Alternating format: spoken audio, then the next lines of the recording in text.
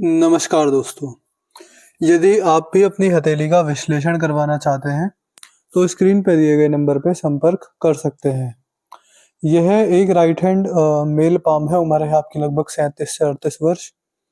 सवाल आपके हैं कि घर, गाड़ी ये सब आपने पूछा, कब तक बना पाऊँगा, कब तक क्या होगा, क्या स्थिति रहेगी? तो इस वीडियो में आपको आपकी हस्तरेखा से जुड़ी सारी जानकारी मिल जाएगी। इसके अलावा मुझे आपकी रेखाओं में क्या दिखता है, कुछ अलग दिखता है, कुछ नहीं दिखता है, जिस भी तरह से जो भी मुझे समझ में आएगा, जैसा भी अच्छा बुरा, वो सारी की सारी क्लियर कट जानकारी मैं आपको इस वीडियो के अंदर देने वाला रहूँगा। तो चलिए दोस्तों, इनकी रेखाओं का विश्लेषण शुरू करते हैं और मुझे आपके बारे में जो-जो समझ में आता है अच्छा बुरा जैसा भी, वो मैं आपको यहाँ पर बताने का प्रयास करता हूँ। तो देखिए, सबसे पहले अगर आपकी रेखाओं में देखेंगे तो देखिए ये है आपके हाथ में आपका बुध पर्वत। अब देखिए बुध पर्वत पर क्या दिखता है? बुध पर्वत पर एक रेखा है, फिर दूसरी रेखा है, फिर तीसरी रेखा है और हल्की-हल्की 2 रेखा और हैं। ये देखिए 1, 2, 3, 4 और मैं बोलूँगा कि मुश्किल से स्पष्ट 3 रेखाएँ और 2 छोटी-छोटी रेखाएँ हैं। ऐसे व्यक्ति कहीं न कहीं व्यापार में अच्छा करते हैं। किसी भी प्रकार की नौकरी हो, उससे व्यक्ति व्यापार में अच्छा करता है।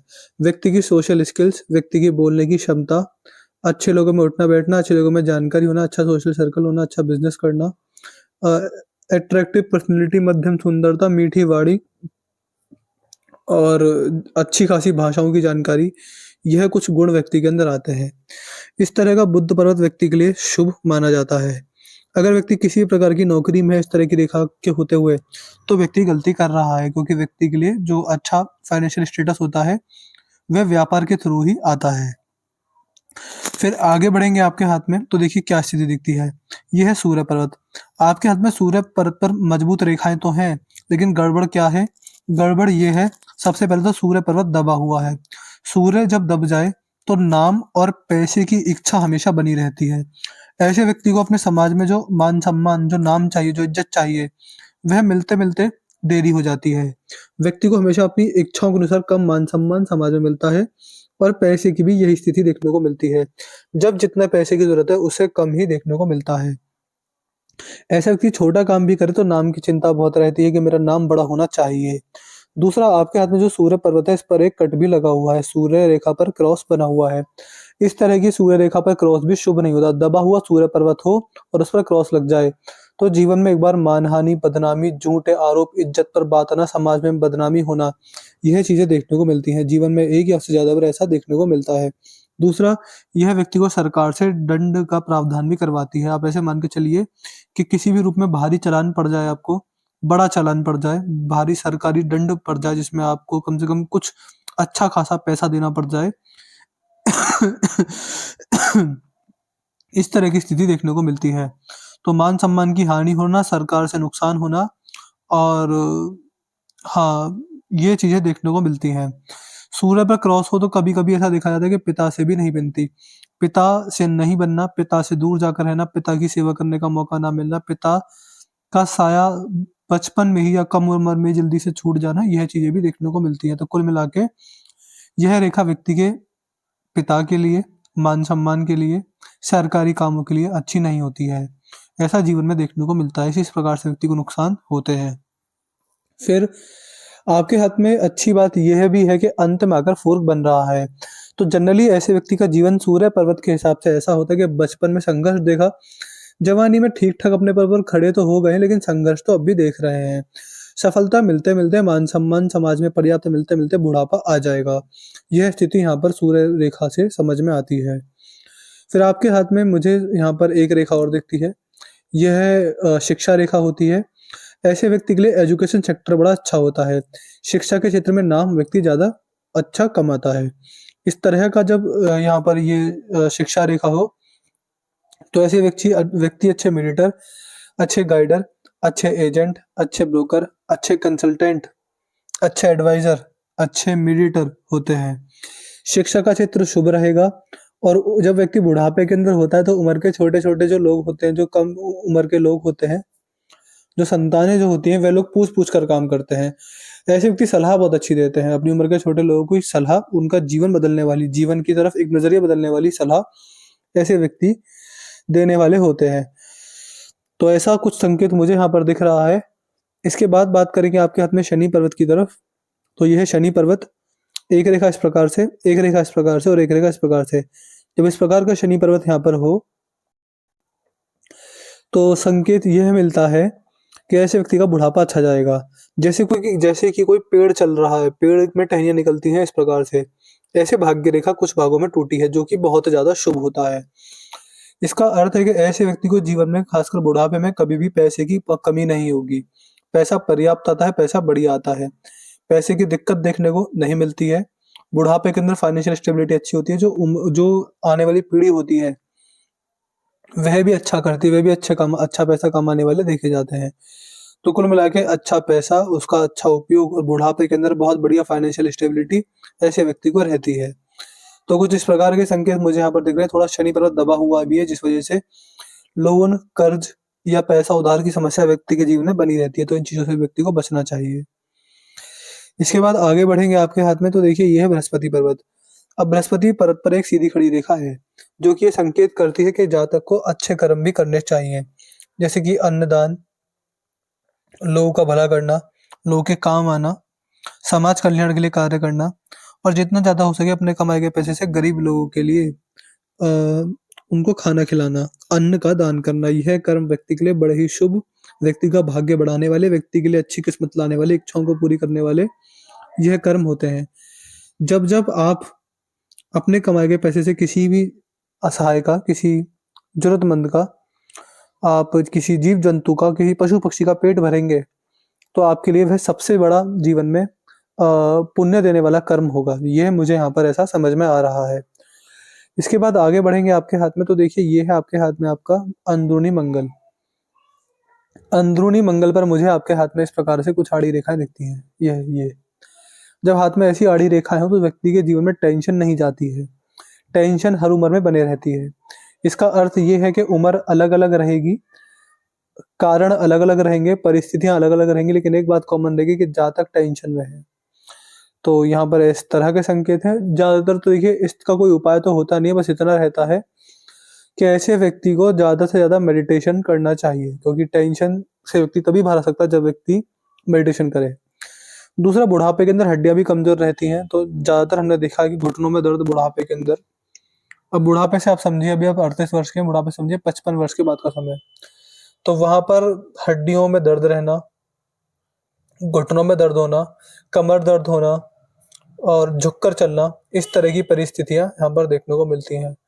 तो कुछ ऐसे लक्षण भी मुझे आपके हाथ में, आपके अंदरूनी मंगल पर दिख रहे हैं। आगे अगर बढ़ेंगे तो देखिए ये है आपके हाथ में आपका मंगल, अंदरूनी मंगल, सॉरी शुक्र पर्वत।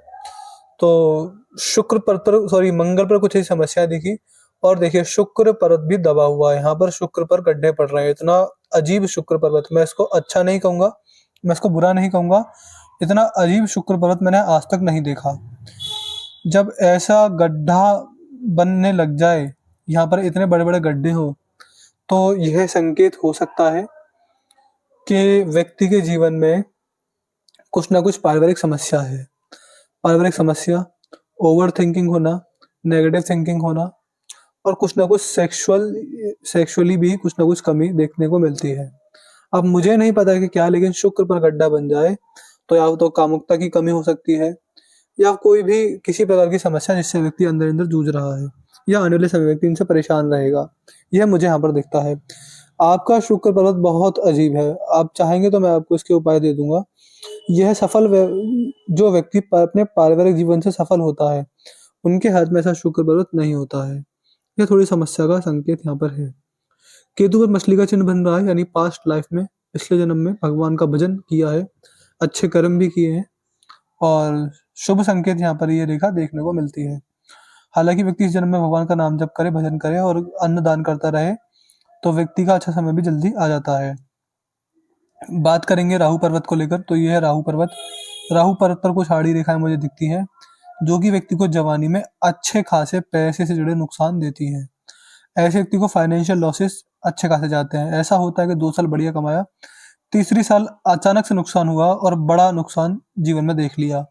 तो यह स्थिति मुझे यहाँ पर ऐसी दिखती है। फिर आगे बढ़ेंगे चंद्र पर्वत पर। चंद्र पर्वत पर एक आड़ी रेखा है, जो कि फिर से ओवर थिंकिंग और नेगेटिव थिंकिंग व्यक्ति को रहेगी, ऐसे संकेत दिखाती है।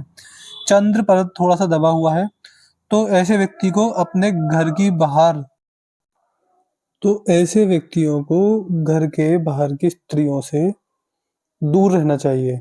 कभी भी कोई भी परेशानी व्यक्ति को हो सकती है। व्यक्ति के लिए घर की स्त्रियां शुभ होती है, लेकिन घर की बाहर की स्त्रियों से व्यक्ति को ध्यान रखना चाहिए। यहाँ पर संकेत मैंने बोला कि झूठ, आरोप, बदनामी।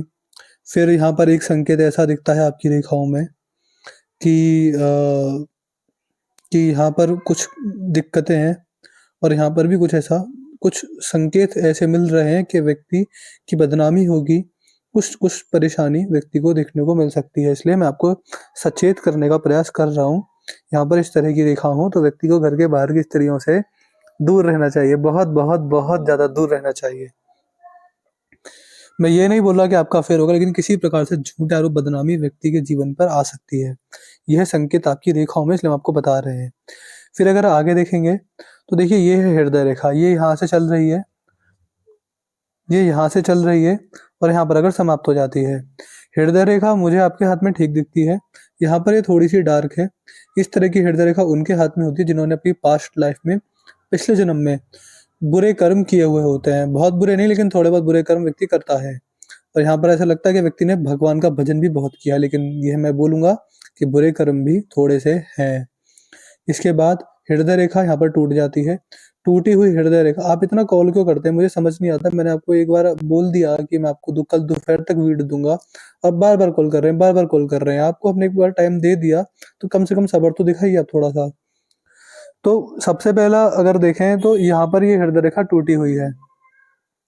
हृदय रेखा टूट जाए तो यह संकेत होता है कि अभी आप 37 से 38 वर्ष के हैं।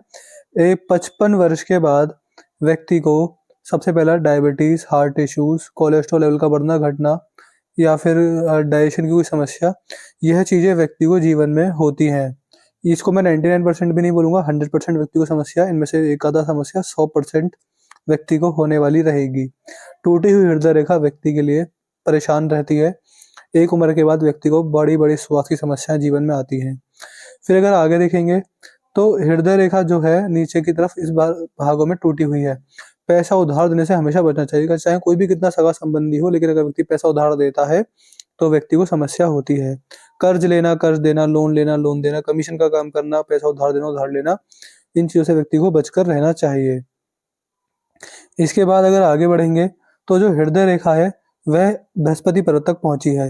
बृहस्पति पर्वत तक पहुंचने वाली हृदय रेखा ये दिखाती है कि व्यक्ति को अन्नदान से, भगवान के भजन से, ज्ञान के द्वारा मोक्ष और मुक्ति प्राप्त हो जाएगी।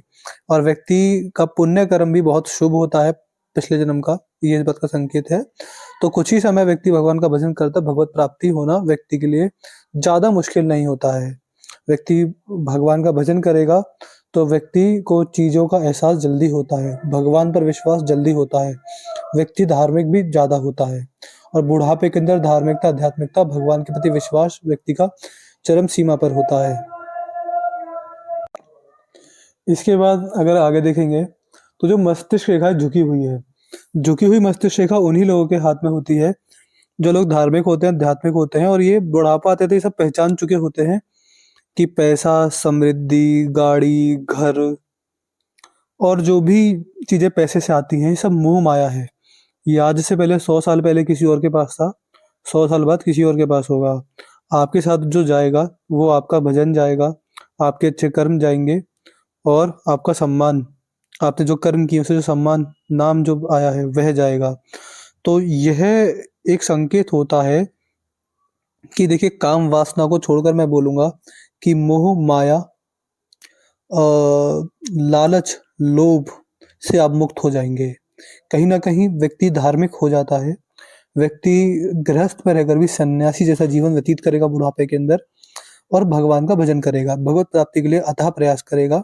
और व्यक्ति के लिए, व्यक्ति के मन मस्तिष्क बुद्धि के लिए यह बड़ी अच्छी मानी जाती है। हालांकि इसके अलावा जिस तरह की मस्तिष्क रेखा है, व्यक्ति चतुर होता है, चालाक होता है, बुद्धिमान होता है, थोड़ी सब्र की कमी होती है, ये कॉल देखकर भी मुझे लग रहा है। और यह स्थिति इस प्रकार से है। बाकी अगर देखेंगे तो मनी ट्रायंगल आपके हाथ में बना हुआ है, ये देखिए, और दूसरा टूटा हुआ है। ग्रेटर मनी ट्रायंगल भी था लेकिन ये टूट गया। टूटा हुआ मनी ट्रायंगल एक चीज दिखाता है कि जैसे ये मनी ट्रायंगल है और ये बीच में से इस प्रकार टूटा हुआ है, तो पैसा आया और आते ही चला गया। तो ऐसा व्यक्ति बड़ा पैसा कमाते तो जरूर है, लेकिन वह खर्च भी तेजी से होता रहता है। तो व्यक्ति को एक ये समस्या भी देखने को मिल जाती है। आपकी भाग्य रेखा देखेंगे तो भाग्य रेखा देखिए, यहाँ से आई है भाग्य रेखा। यह होता है आपका जन्म, यह आपका बचपन, ये आपकी जवानी शुरू हो जाती है, फिर आप चलते गए, फिर आपका मिडिल एज आ गई है, फिर यहाँ से आपका बुढ़ापा आ गया है। तो पूरा जीवन चक्र भाग्य रेखा का यहीं से होता है। लेकिन जब जब किसी व्यक्ति के हाथ में भाग्य रेखा जन्म से भी पीछे से आए, तो इसका अर्थ है कि व्यक्ति भाग्यशाली है। भाग्यशाली क्यों है?